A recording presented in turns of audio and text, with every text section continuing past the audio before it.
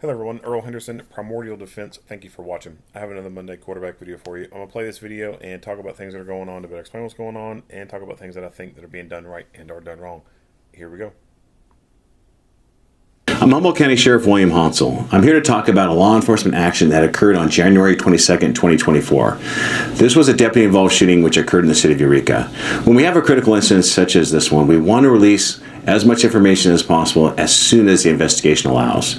On January 22nd, 2024, at approximately 5:46 in the morning, the Eureka Police Department responded to a report of a male juvenile that had suffered a significant laceration to his neck and needed immediate medical attention. The juvenile reported that he had been assaulted by an adult family member. January 22nd, 2024, 5 hours, 45 minutes, 9 seconds.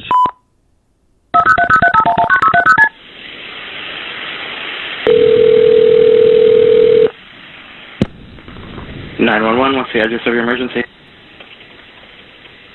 Okay, what's going on there? Yes, we just had a young individual run into our building. He said his uncle tried to basically cut him, and his uncle was, tried to attack him. Is he still in there with you? Yes, he's inside the building. We got him inside the building. It's the entrance on 14th Street. How old is this person? I don't know. He looks early teen. I'd say about maybe 12, 13. I got 911 on a line right now. Is he injured at all? Yeah, he's got blood on his chest and back of his neck. It looks like his uncle tried to cut him. He said that, but it doesn't look too deep. But he does need medical attention.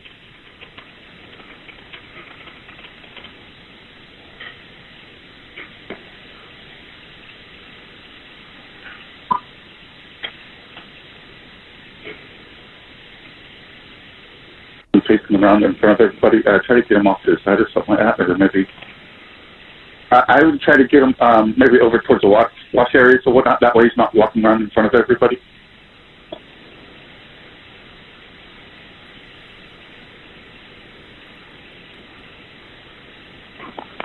Okay.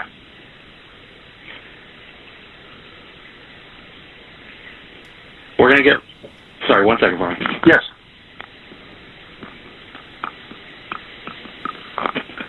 Okay, is he conscious right now? Yes. Okay, we're having the police come out right now, and we're gonna stage the medics. Okay. Thank you. Have you seen his uncle around?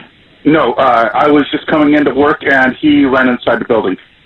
Yeah, the police are on their way. Okay, if anything changes, call us back. I'm gonna get the fire department on the way. Will do. Thank you. All right, thanks. Bye. Bye. Officers located the juvenile, and he told the officers that the assault occurred in the 1400 block of Union Street, and that there were additional occupants in the home who had been threatened and were in immediate danger.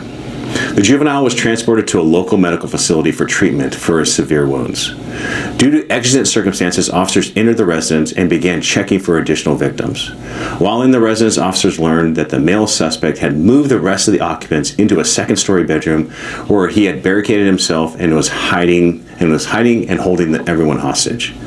The Eureka Police Department then requested the Humboldt County Sheriff's Office Special Weapons and Tactics Team, as well as the Crisis Negotiations Team, to respond to the area to assist with this investigation. There was one adult female and 3 male juveniles ranging in ages from 4 to 12 years old. They were all being held hostage. Throughout the day, negotiations continued until all 4 hostages were safely released at approximately 1 p.m. One of the juveniles had a large laceration to the side of his neck, which was caused by the suspect. All the juveniles were transported to a local medical facility and received treatment. The juveniles were later released into the custody of Child Welfare Services. C&T continued to negotiate with the male suspect, who was non-compliant and refused to surrender and exit the room. Negotiations lasted 4 more hours. At approximately 4:58 p.m., contact with the suspect was made and an officer-involved shooting occurred. The male suspect was struck by gunfire. Immediate life-saving measures were employed by members of the SWAT team and medical personnel on scene. The suspect was transported to a medical facility where he succumbed to his injuries. The suspect was identified as Daniel Martinez, 43 years old, out of Eureka. and all deputies involved in this incident had body-worn cameras. However, due to the length of the incident, all the batteries were depleted except for this one deputy whose camera was operational. The first video will show the female hostage being rescued. The second video will show the injured juvenile being rescued. The third video will show the last 2 juveniles being rescued, and the fourth video will be the officer-involved shooting. Again, this video is very disturbing, and viewer discretion is advised.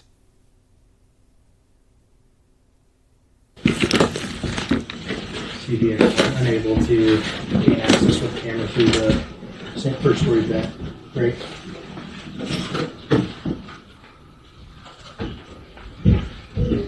Going back, 55 advises per the victim that when he left the scene, he had one of the children at knife point. He's likely still in possession of it.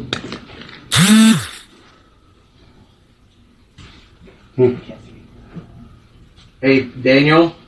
So, I just heard that your brother is still here down the street, and he would like to talk to you, but we can't. Go down. Go down. Get her. Yeah, let's go. Take it. Come on. Yeah, let's go. Come on. Come on out. Come on. Sorry, come on out. Hold on, hold on. Come on. Coming out! Right, let's go. You saw my flashlight when you popped the door open.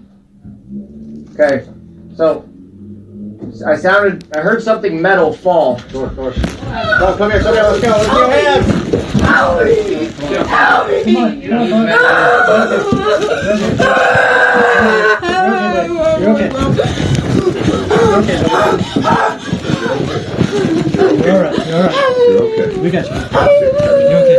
It's all us.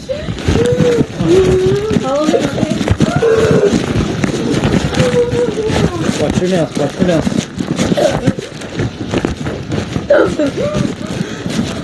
brothers are in there. We're gonna help them all. We're gonna get you all, okay?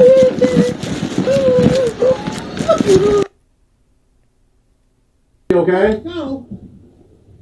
So let the other 2 out and I'm going to toss you a water bottle. No, you're going to throw it at me so that I can... No, I'll roll it to you. Or I can set it by your door, then you can open it and grab it after I get the 2 kids. Okay?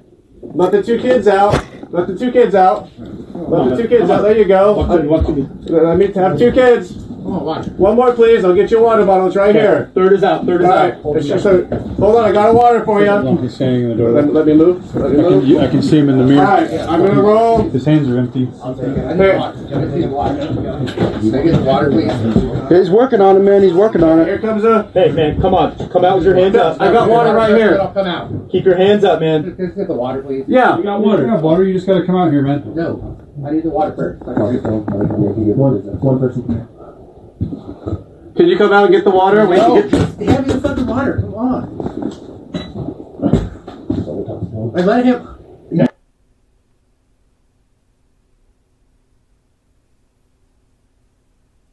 Me here as somebody who is willing to assist with you. So Daniel, all we're trying to do is just talk with you. That's all we want. It's just to talk. So don't worry about the door. Don't worry about the open door, Daniel. We're just here to talk, Daniel. We're just here to talk, man. So I'm down here in the back, Daniel, and I'm here to make sure that you're looking out for, that we're taking care of you. Part of my job is to make sure, even off the res, that our tribal members are here to help. So that's what I'm here for, man. That's what I'm here for. Can you talk to me, Daniel?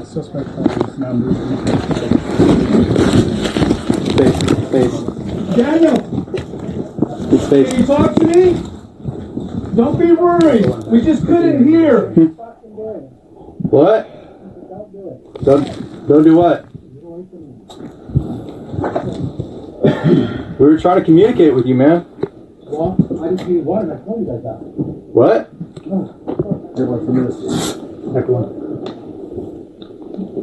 I can't hear you.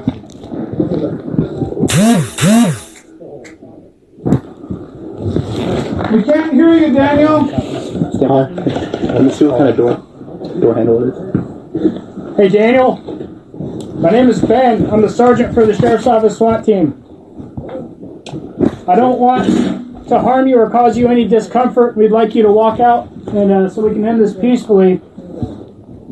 If that's not an option, we're going to deploy something called a pepper ball into the closet, and it's going to make you very uncomfortable. I'd prefer if we didn't have to do that. Will you please come out with your hands up?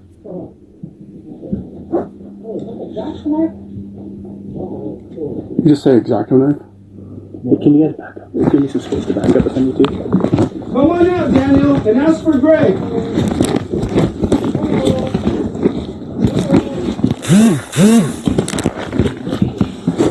Ben, let me know when. Okay, Come on out, ask for Greg. I'm still here, Daniel, and I'm still here for you. the top threshold, maybe. You asked us for help once. Bottom? We want to help you. Alright. I want to help you. Pepper ball, pepper ball, pepper ball.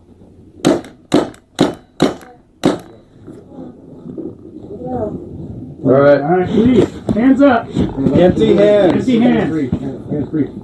Rust. Get some light in there. Float it. I'm here, Daniel. So just hands up so we can see your hands. He's digging through okay? something. I can hear him digging through something. Come on out, buddy. Come out. I know, that sucks. I'm here, Daniel. It'll get better. It'll get better if you come out. Just come on out, Daniel. Really? Yeah, come on out. Alright. Just empty-handed, come on out, please.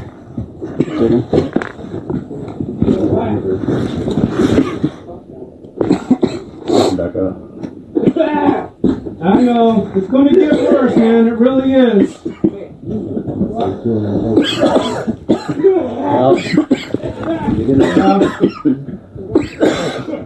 I know. It sucks. Come out, man.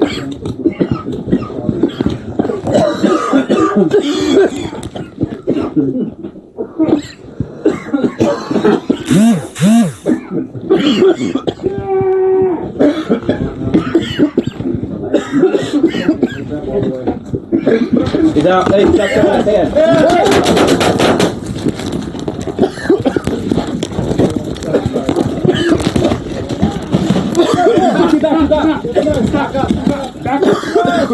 Drop the knife! Stop.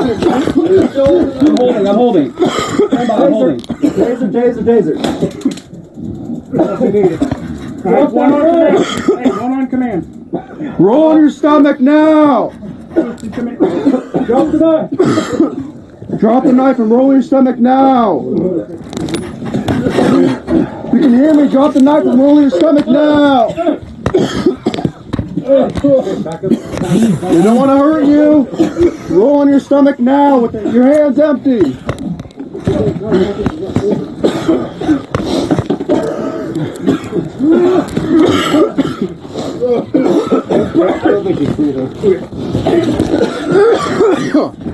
Get the knife out of there. I got it. You want me to beat it? Yes. I got it. Here. CP echo. Suspect down. Detaining.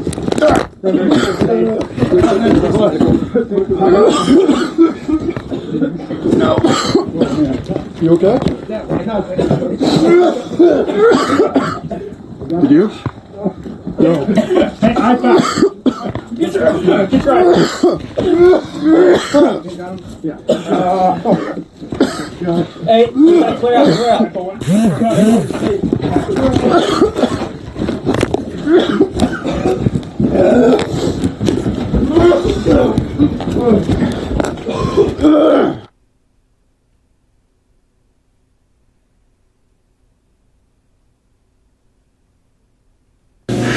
When we have a deputy-involved shooting, multiple investigations are automatically launched. The Humboldt County Critical Incident Response Team, led by the Eureka Police Department and the Humboldt County District Attorney's Office, was activated to investigate this incident.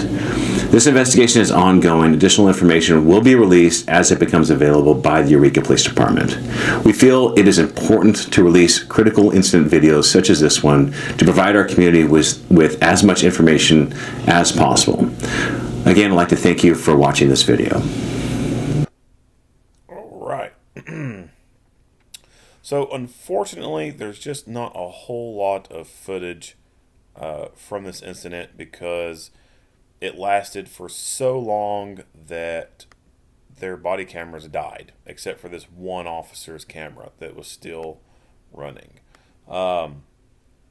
That's something to think about with body cameras on a long duration of an incident like this. Is those batteries, they don't last that long, especially when it is continuously recording for the entire time. When the cameras are in buffer mode, that of course causes the battery to deplete as well. But it is a shorter or a slower depletion in buffer mode versus it actively recording and working to save the file. So for situations like this where cameras are needed, I wish that Axon or any other company would create a rifle mounted camera. I think that when you start putting a rifle on, your rifle kind of hangs out in front of your traditional chest mounted camera, and the sling gets in the way. As we can see in this entire video, there's few instances in this video where we have clear images because the rifle and sling are in the way the whole time. So I would really like to see a rifle camera made. And also I think that a helmet mounted camera would probably be a good thing to have, especially with these Ops Core style helmets with the arc rail on the side. You could very easily attach a camera to either side of the helmet and a bullet style camera, and that's going to be able to capture a lot of the stuff. I think that the goggle or glass style camera would probably be beneficial, a style like that, where a cord could come off the glasses and go to an external battery pack to provide power for it. Because in this kind of configuration, being all tacked up and everything, you could get away with having big clunky glasses or something that would be able to give you that good point of view. In a traditional, patrol uniform, something like that, having like bulky glasses or something like that just isn't going to be very feasible in my opinion. But for a tactical scenario where you've already got all this kit on, I don't see an issue with it. I think that's kind of lacking with the camera world. These manufacturers, they make the little traditional body camera, but no one's going out there and making newer stuff, different stuff. And I wish that would change. But then again, you got to think about the numbers and everything involved. Like, how often are incidents like this occurring that's going to justify a company dumping however much money they're going to have to dump into research, development, etc. to come up with a new product. Anyway, moving on from that. Looking at some of the gear set up on these guys, on this guy, it looks like he only has one rifle mag on his plate carrier, and that's perfectly fine to me. I don't see a problem with that. You got to think about the realism behind carrying 4 rifle mags on a plate carrier while in continental United States. It's just not likely that you're going to need that many rifle mags.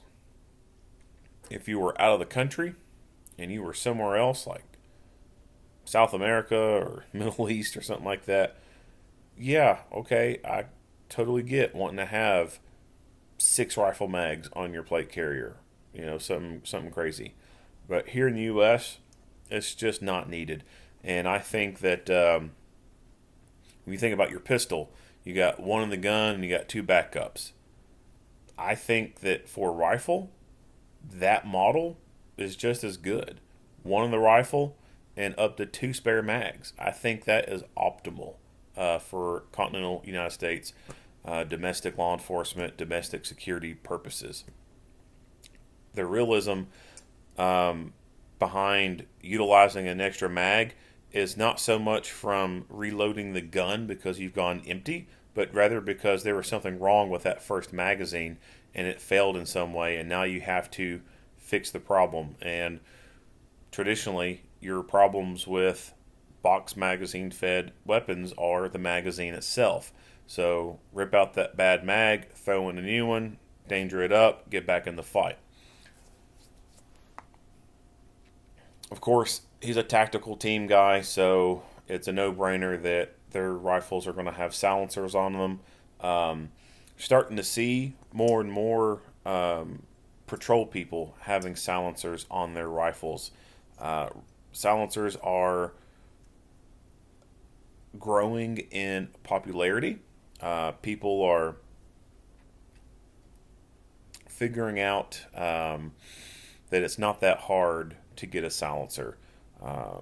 Unfortunately, there is a goofy process that you have to go through to get a silencer, but it's not as terribly bad as, you know, trying to get an actual full auto machine gun. You know, to get a full auto machine gun, it's a lot of money because there's only so many of them in circulation. Pretty much anything made after 1986, regular people just can't go buy them. You have to buy things that were on the registry before the year 1986. So there's a limited number of machine guns out there. Silencers, on the other hand, those did not fall under that rule. So you can buy a silencer that was made in the year 2024, and it's around, depending on which manufacturer you go to, you can get it as low as about, you know, a few $100, $500, under $1,000. You can get a silencer for your gun. Up until a few months ago, there was a long wait period for them. Like, you would have to wait about a year to be approved to take possession of them. Now those wait times have been drastically cut. People have been getting them approved pretty quickly. So within the last few years, you know, people have beginning to embrace silencers.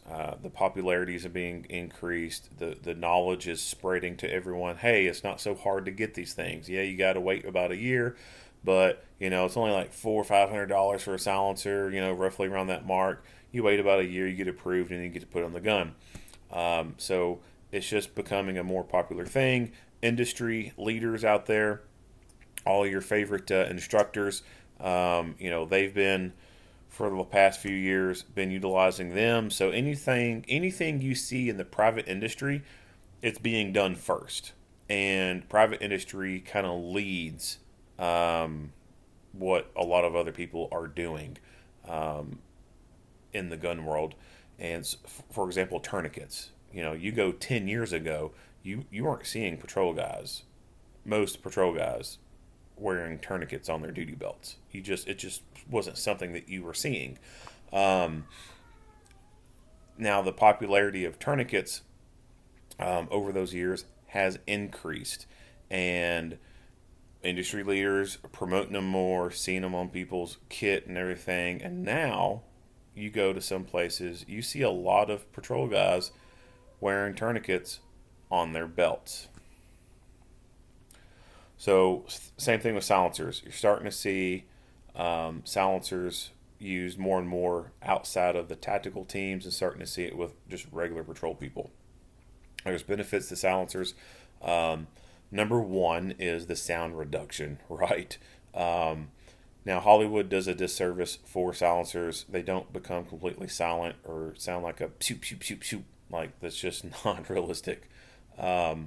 You put a silencer on a rifle, you're still going to hear it. It's still loud. It's just not hearing damage loud. They sound like a really loud paintball gun or something like that. Well, at least the pistol stuff does. The rifle stuff, man, they're still loud. Like you're like 100 yards away, you're still going to hear this thing popping off. But like I said, it's hearing. It's at a safe hearing level so that you're not causing hearing damage. And so what that means is that because the sound has been reduced so much that you can fire these things indoors and still be able to communicate with other people without having your hearing blown. Now, obviously, the tactical team guys have ear pro on, so that helps mitigate that a lot for them, even if they wouldn't have had a silencer on there. But regular patrol guys who just maybe don't have earmuffs hanging around, or it's just too quick of a situation for them to stop, put on earmuffs, and then proceed forward, having that silencer on that rifle really helps out with that, so that when they have to go to gun and make some gun noises with their silenced rifle, their hearing's not blown. They can still communicate with other people, still hear what other people are saying, communicate on the radio, etc. Without the silencer and shooting that rifle indoors, you're going to have a lot of ringing of the ears, and it's going to be hard to hear some stuff. So, reduction in sound, and also a reduction in light as well. So muzzle flash, which is particularly important for running night vision. If you're running night vision amplifies light thousands of times, and if you have a silencer on the end, it's reducing the amount of flash that's coming out of that. If you shoot a rifle without a silencer on it and you got night vision on, you're gonna be blooming out your night vision and not seeing anything with it. Silencers also help reduce some recoil in the rifle, and so that's an added benefit so that you're more accurate on target. So lots of good come with silencers. The only bad thing about silencers is you have to go through the NFA process. You have to be fingerprinted, photograph, go through that whole background check, wait some period of time to be approved, all for just what is essentially a muffler. That's it. A silencer is just a muffler for your gun. It doesn't silence it in any way. It doesn't make it like super quiet or nothing. It's still loud as shit. It's just not so loud that it damages your hearing. Other countries, and everyone loves to talk about how other countries have gun control, blah, blah, blah, blah. There's a lot of other countries that do have gun control, but they allow silencers. And there's no restrictions on silencers. Silencers are seen as a courtesy type of thing, you know. Like I said, they're like a muffler for your gun.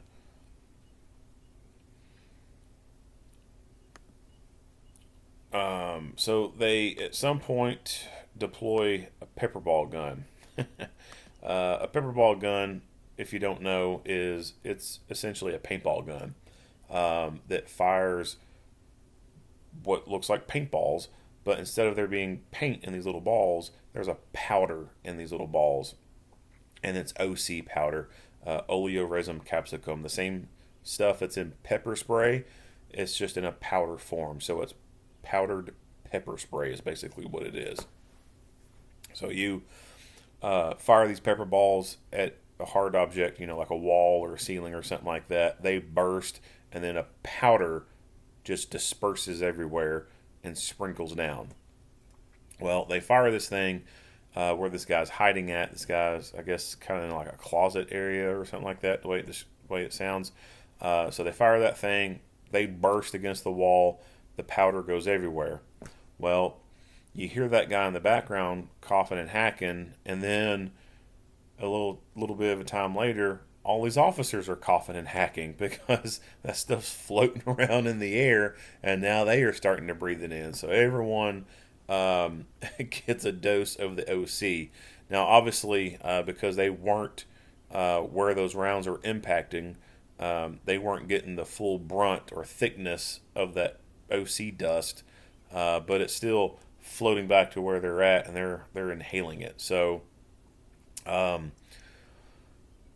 know, they could have been wearing some gas masks before deploying something like that, or they could have been having some kind of particulate matter mask on to help kind of filter that stuff out so they wouldn't be breathing it in. But realistically, a gas mask probably would have been the best thing for them to be putting on and then operating within that environment. Because once you start deploying stuff like that in an enclosed environment, everybody feels it. Like, everybody's going to breathe that crap in. So if you're going to be deploying OC or chemical munitions, you need to have gas masks.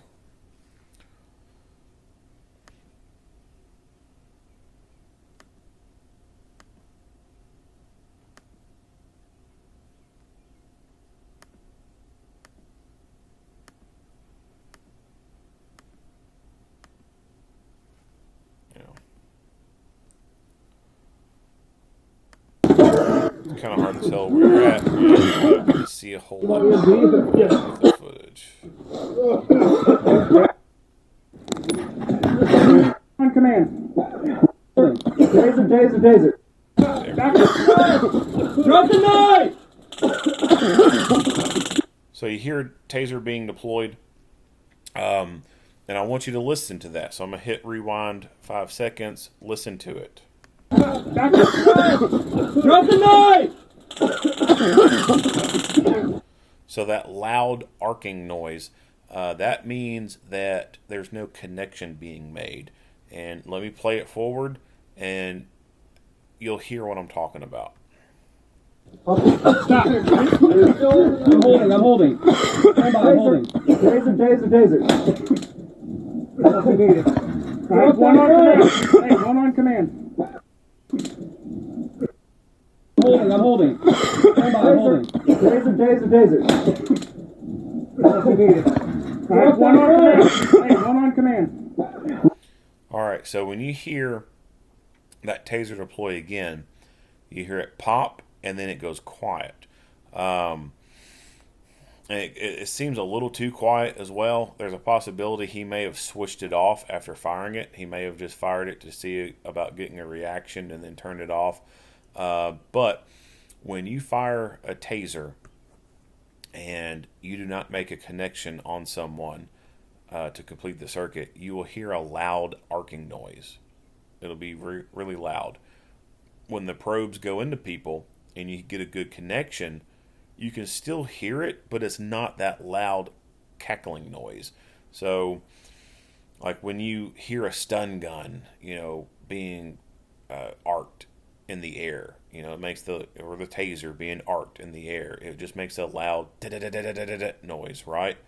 When you put those probes in the skin, put those leads on the skin, it doesn't go it makes a more kind of softer noise because it's completing a circuit and it's going through the body versus arcing out in the air and making that loud noise. So you hear it being utilized once. So that tells me that when they fired the taser the first time around, perhaps a probe missed. One probe hit him, one probe missed, or they could have missed altogether. And it looks like he's holding that taser sideways this time. And that's a tactic to use when a person's laying on the ground. You just turn the taser sideways, gangster style, so to speak, to be able to make those probes line up. And when he fires, you hear it go, the loud cackle noise, and then it goes quiet. Again, like I said earlier, it seems a little too quiet, and it could be because this camera is a little bit further away. There's a lot of noise going on in the background.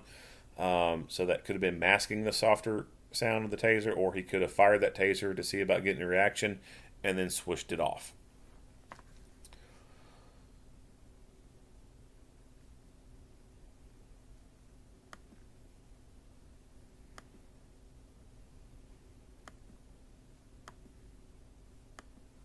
All right, so there's really not much else to see. You see a person in the background when they get inside this room. You see him back there dicking with the window, trying to get it open, trying to get some ventilation going, because like you can't see it in the air, but it's floating around. Like that OC powder sucks. It does. Even in liquid form, it still sucks. OC's it just sucks. What they could have done, they could have removed themselves from that environment. Like, just because he went down in that room doesn't mean he has to stay in that room. They could have dragged him out of that room, get out of that contaminated area, and go to the next room. Close the door off to this room, keep the contaminants in that room. Or they can just continue dragging him down the steps, right? If the environment's not safe for you to be in, leave the environment. How good of care, medical care, are you going to be able to give if you're just standing there, sitting there, continuously coughing your head off? So just because wherever they go down at does not mean that that's where you have to treat them at. You can move people to a safer area.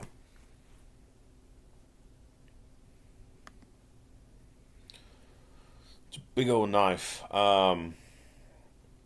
He mentioned, you hear the guy talking in the background. He talked about tribal and the reg. So it makes me wonder if this guy was living on a reservation somewhere as a tribal member or something like that. I don't know much about that particular area or anything. And if he was some tribal member or something like that. And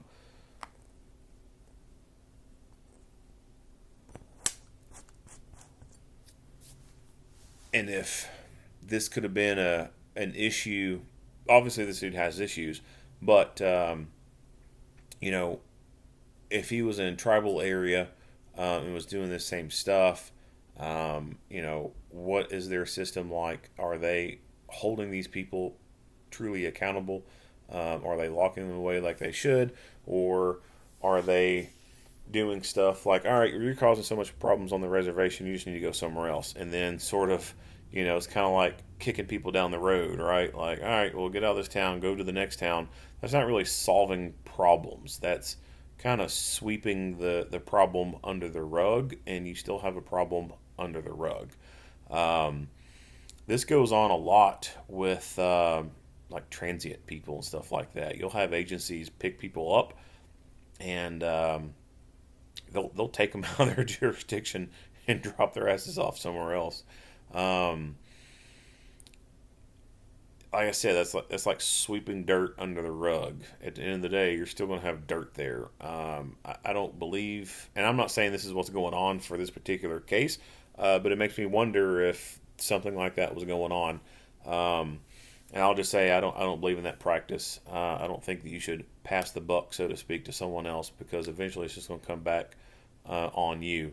Our state police will pick people up and take them to the state line and drop them off to Tennessee, and Tennessee does the same thing. They'll pick people up and bring them up to the state line, drop them off in Kentucky.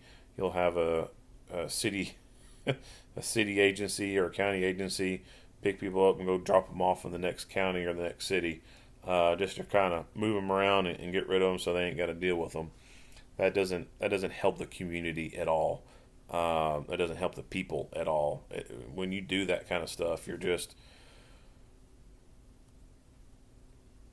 being selfish.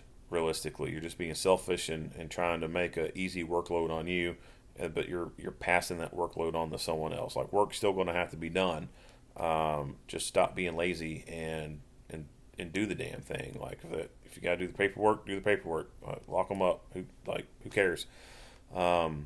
Stop passing the buck along, because it certainly doesn't help, and it certainly doesn't instill a correct mindset in these people when they act like yahoos and then get rewarded with a free Uber ride to somewhere else. Right? I mean, that's basically what you're doing. You're rewarding their bad behaviors and shit by giving them a free taxi service. Why? Stop doing that shit.